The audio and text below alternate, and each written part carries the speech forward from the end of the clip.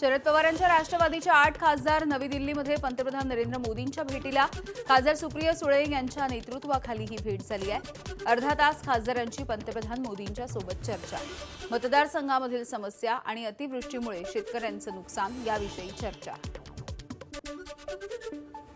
फुले दाम्पत्य, अण्णाभाऊ साठे, तुकडोजी महाराज यांना भारतरत्न द्या, शरद पवार यांच्या राष्ट्रवादीच्या खासदारांची पंतप्रधान मोदींकडे मागणी।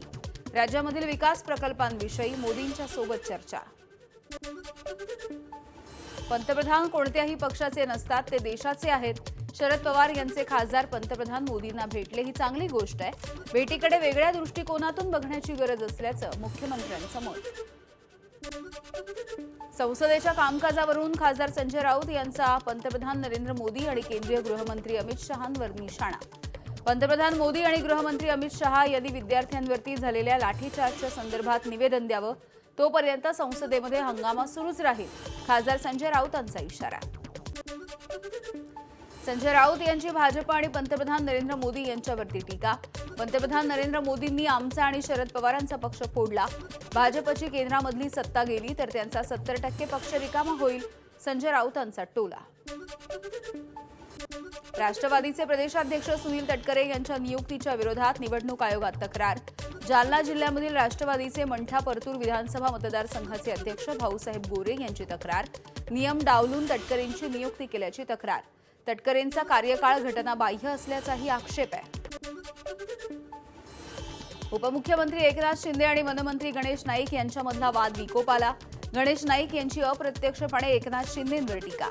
जनतेला गृहीत धरून कोणी नाटक करेल तर त्याच्या नाटकाचा तमाशा लोकांना दाखवेन, नाईक यांची शिंदेंवरती नाव न घेता टीका।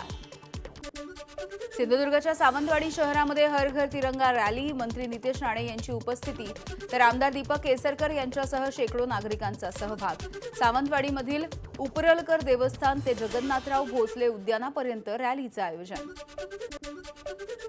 रस्त्यामध्ये इथेनॉल मिसळलं असतं तर कामं लवकर पूर्ण झाली असती, मुंबई गोवा महामार्गाच्या दुरावस्थेवरून आदित्य ठाकरेंची टीका। तर दरवर्षी भाजप गणेशोत्सवापूर्वी डागडुजी आणि डिसेंबरपूर्वी रस्ता पूर्ण करण्याची थाप मारतं, आदित्य ठाकरेंची एक्सपोस्ट।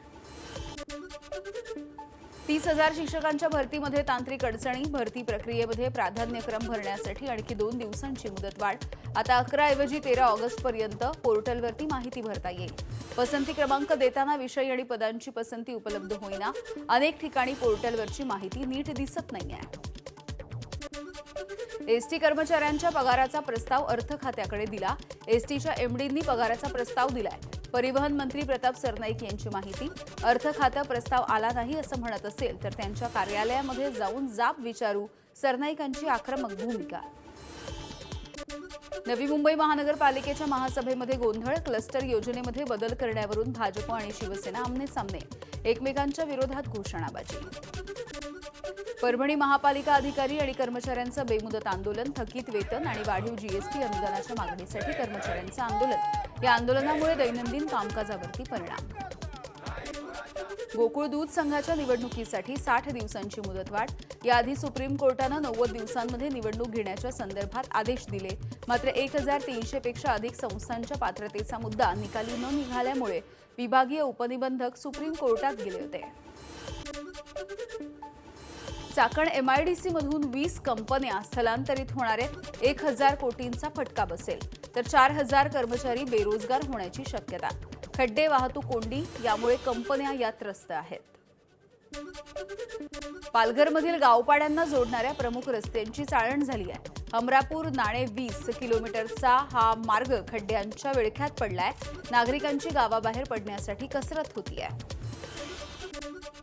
भिवंडी पारोळ पुलावरती संरक्षक कठडे नसल्यामुळे रस्त्यावरच्या वाहनांचा प्रवास धोकादायक बनला। मार्गाचं नुकतंच काँक्रिटीकरण, मात्र पुलांवरच्या कठड्याचं काम जुनत असल्यामुळे प्रवाशांना धोकादायक प्रवास करावा लागतोय। दूध भेसळीच्या संदर्भात धक्कादायक अशी माहिती समोर आली।